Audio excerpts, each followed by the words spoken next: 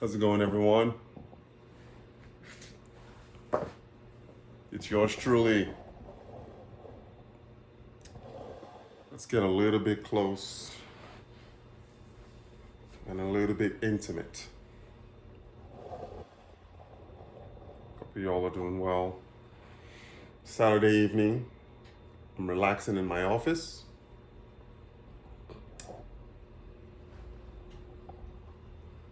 The kids are asleep. So is my wife Kate, and I thought that just wanted to put a video out there to hopefully encourage and empower my fellow Nigerians in the United States and abroad. If you're watching for the first time, my name is Richard Berricat. I'm a Nigerian. I was born in Lawrence in Surulere, Lagos, Nigeria. I immigrated to the United States at 12, and I've been going back to Nigeria on and off ever since. Like I said, I'm just relaxing in my office, having a drink. And just wanted to put out a video for others who might be interested in building an income producing rental property in Nigeria like we are doing. And I've spoken on numerous occasions about why I am doing this. And I don't speak for everyone. I only speak for myself, just based on my personal experiences of building a duplex, 2 units, 2 bedroom, 2 baths, and a single car garage per unit in Uyo, Akwa Ibom State, Nigeria. And I am doing it all remotely from Las Vegas, United States. So working with a great engineer and project manager in Uyo, Akwa Ibom State. It is possible. It is possible for you to create an income property for yourself remotely from abroad. The first thing I always say is you have to want to do it. This isn't something that someone can talk you into, because it's a long journey and it's not always going to be smooth sailing. But I think once you've made up your mind, like I did, that as great and as comfortable as America is, Nigeria is always going to be home. And I didn't want to look back when I am old and gray and unable to move the way I'm moving today at 46 years old. I did not want to look back and have regrets on why I didn't build some form of assets for myself back in Nigeria. If you've been following me, you know that we're in the import business. We import food and consumables from Nigeria into the United States, and we sell on platforms like Amazon and our website. And we have just recently, over the past year, we've diversified our portfolio to include income producing real estate in Nigeria. Now, we also have a principal residence in Nigeria as well, in the village. And I'm going to make a separate video about that. But on this particular video, I just want to focus more on rental properties whether it's residential, which is what we're doing, or commercial. The choice is really yours. But like I said, once you've made that decision and you've made that determination, or you have that determination that this is something that you want to do, I think the first step is just to start. And I'm a firm believer in that you need to have a mastermind. You need to belong in some sort of a mastermind group of other Nigerians. And that is the reason why I created the American Network WhatsApp group. We're about 54 members right now. Majority of us are Nigerians in the diaspora with some form of investment back in Nigeria. And people are all over. Some from the United States, some within Nigeria, some from out of Nigeria. And this is a mastermind group where we all, on that WhatsApp page, on that WhatsApp group, we all talk about what we're doing and post updates on the projects that we are working on. This is different from, because it's a no judgment zone. You are with others, like minds, doing the same thing that you're doing, or they're interested in doing what you're doing, which is investing in your future, so you can create that financial wall around yourself and your family. And by family, I mean your immediate family. I'm 46 years old, I'm married with 2 kids, and they are the most important people in my life, even more so important than my mother and my siblings. It's my wife, my 2 daughters, and myself, in that order of importance. Like, I put myself number 3. My wife is number 1. My wife is 1A, my daughters are 1B, and I said I put myself number 2. Because every decision that I make is for the betterment of their lives. So you gotta, first of all, make up your mind that this is what you want to do. And once you've made that decision, start somewhere and start small.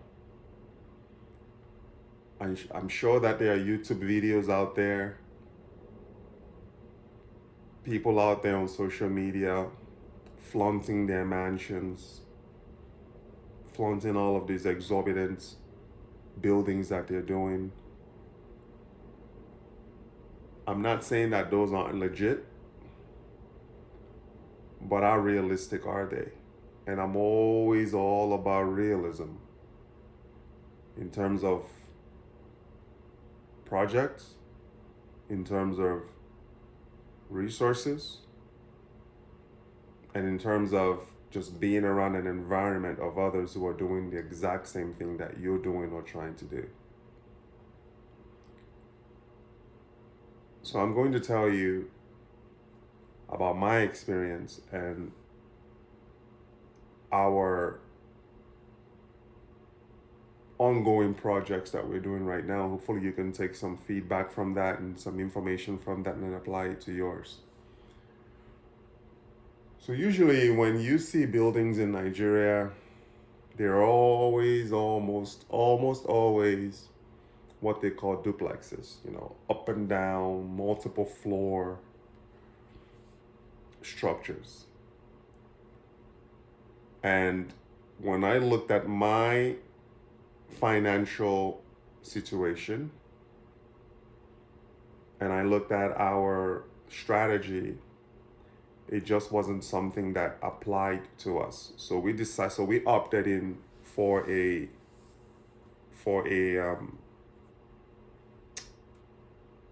bungalow. So right now we are building, like I mentioned at the beginning of this video, 2-bedroom, 2-bath, single car garage, multi-unit apartment on a small 765 square meter plot of land in Uyo. In my case, this is a land that I inherited from my dad. My dad purchased that land in '89 when I was about 11 years old. So I'm 46 now, and I'm just developing that land. So this entire time from '89 to 2004, that land had remained undeveloped. My father wasn't really proactive in wanting to use the land. So what did he do? He allowed his sister, my aunt, to cultivate on the land for years. But my dad never got paid. So you could imagine somebody using your land to cultivate crops that they harvest, they sell year over year over year over year. And my dad was never paid. There was never any agreement between his sister and himself on at least paid a lease on the land, if nothing else. There really wasn't any of that. So she was farming on this land rent free, selling the crops, pocketing the money, and my dad got zero. So when my father passed away in 2020, and all of his assets, and I started, I went through the court system and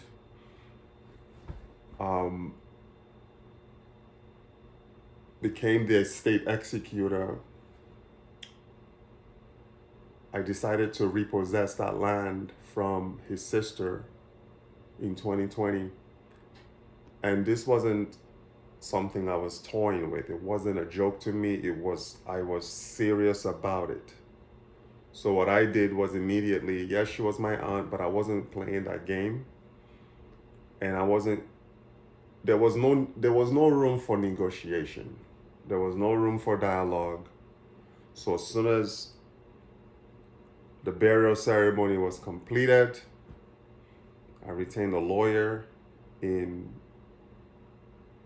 Uyo, Akwa Ibom State, and I started serving every single person who had a hand in my father's assets, on my father's land.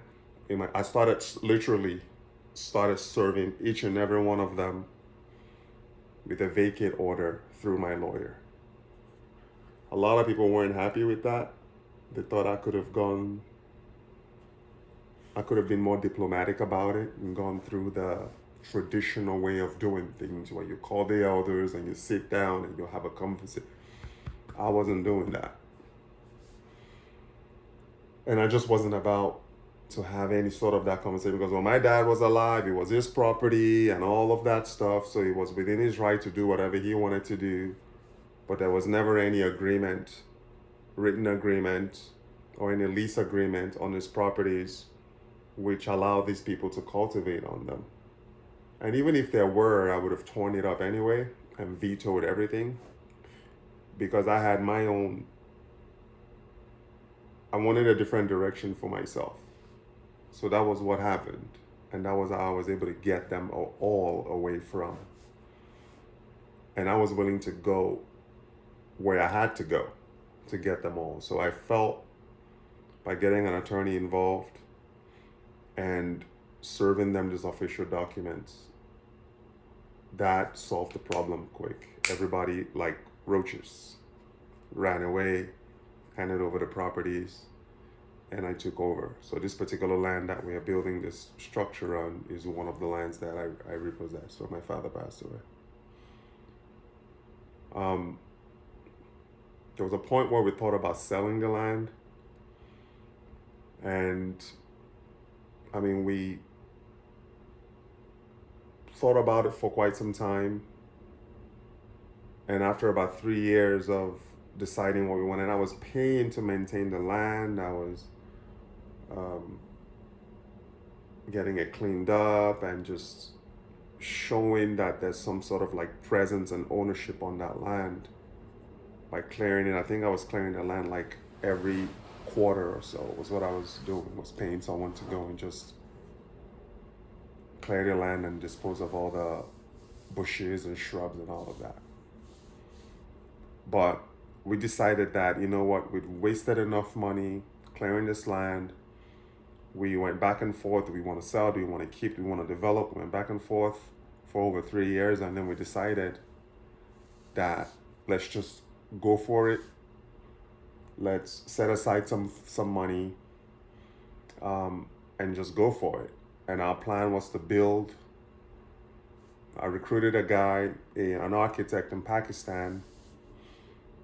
I gave him the survey of the land, and I said, on this survey, what can you do for me? We have X amount of funds set aside. This is what we're trying to do. So he drew us a blueprint, a building plan of what we're currently doing now. And we started just foundation. We're doing this stage by stage by stage. And our goal is to complete the project within 2 to 3 years. We started in mid 2024. This is October 2024. We started in the summer of 2024. And we are hoping to be done with the building by 2026 at the very latest. So we have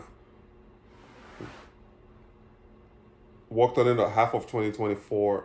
We're going to work more on it all of 2025, and then we're hoping to launch and have the building open for short-term rental by the summer of 2026. So we basically are reverse engineering the building process. So we know that by the summer of 2026, at the very, very, very, very, at the worst end of 2026, we're going to have the building ready to go for short-term corporate rental. That's the direction that we're going with this. So once you've determined that this is what I wanted to do, or once we determined that this is what we wanted to do, you start realizing that every action that you take, every decision that you make starts becoming in furtherance of accomplishing that goal. So I've always been disciplined in terms of, I don't play the extended family game of sending money home for people and sending money home for friends. I stopped doing that. I did it for 10 years. Nothing came out of it. So I stopped doing that when I was 30 years old. I'm 46 now. So over the past 16 years, I can proudly say that I've been very, very disciplined in not playing. Yeah, occasionally I would, if there's like a serious matter, yeah, I'll drop like $50 here, drop like $100 here and there. But no one is on an allowance. I'm not going out of my way like some of my colleagues are doing, sending $1,000 home for friends and for family and all of that. So that is just not my cup of tea. So, and I have a project. So what happens is, every decision that I make is in furtherance of accomplishing this deadline of summer of 2026, or at the very latest, the end of 2026. That's the goal of opening the doors and launching this business, or this real estate investment portfolio that we've decided sort of like embark on. So it is possible. The number one thing I'm gonna say is make up your mind that this is what you want to do. Become a part of that Bereket Network group on WhatsApp. where you can bounce ideas and also share the your project updates on the platform. And I'm always an advocate of, again, not a, I don't look at myself as somebody who came from a good background, because I've always sort of like been the one that took care of people and never really had anyone to take care of me. So I can say honestly that I didn't really come from a good background and a good household. Some of you probably do come from a good background. So if you do come from a good family background where your family has your best interests at heart, get them involved in your project. Get them involved in helping you facilitate your development if you want to do something back in Nigeria. But if you come from a fishy background where everyone has their hands in your pocket, which applies to a high percentage of Nigerians who are living abroad, where people back home think that the sidewalks here are paved with gold, or you're just going into your backyard and plucking money from a tree, then you wanna keep those people out of your business, because when they see, and I've stopped advertising or posting my projects on Facebook. I stopped that about 6 months ago, because I realized that when I'm sharing these projects on Facebook, I start attracting the wrong people who think that I just have this boatload of money. Like, how, he's got this boatload of money, he's building, let me see what I can get from him. So I've stopped posting my project on Facebook and on social media. If anything, now I share them on this private WhatsApp group that I created, which is a platform for just like minds and people that I've never met before, but we all come together with shared interest of building projects back home, or buying land, or starting businesses. So these are strangers that are just in my digital, sort of like a digital community that I built for myself. Keep family, again, if you come from a wishy-washy, shady sort of background like I did, the background that I come from, keep your projects away from them. Don't share what you're doing, because if you do, instead of them looking at you and being proud of you and trying to encourage you to keep pushing forward, they're going to start putting their hands in your pocket to try and see what they can get from you. But overall, I think if this is really what you want to do, you should definitely go for it. You have people who have your back. People like myself, we're here to encourage you. I mean, I have cousins and family members that are also effecting projects back in Nigeria that we communicate back and forth just on our personal phones, and sharing each other's projects, and we encourage each other that way, because we know how difficult it is living abroad and saving, not just to take care of your immediate family, but also to invest in your future. So that's really what I wanted to share, and just wanted to encourage you that if you really want to build an investment back home, it doesn't always have to be an investment property. It could also be a dream home of yours. Just know that there's a community of like minds behind you that's rooting you on, that's encouraging you to just keep pushing. And when you hit a roadblock, that same community can also come in and advise and give you some tips and strategies on how to navigate around those roadblocks, so you can build that dream future that you want for yourself and for your family. So that's what I wanted to say, guys, and I hope you guys find this video informative, and if you do, please share, like, and comment. And I look forward to seeing the projects that you're working on. join our WhatsApp group. I'm gonna add the link into the video for you to become a part of that. It's free. It's a private group. I approve. I review all the people who are looking to join, and then I just approve them. And some people like to reject, but for the most part, if you have a good heart and you are all about helping and all about just being a positive person, doing good things, trying to enrich your life and create jobs back in Nigeria, because every time that you're building something back home, you are creating local jobs. So that's really the sort of people that we want to see on that platform. All right, guys, I'll end it here. And if you guys have any questions, feel free to reach out to me.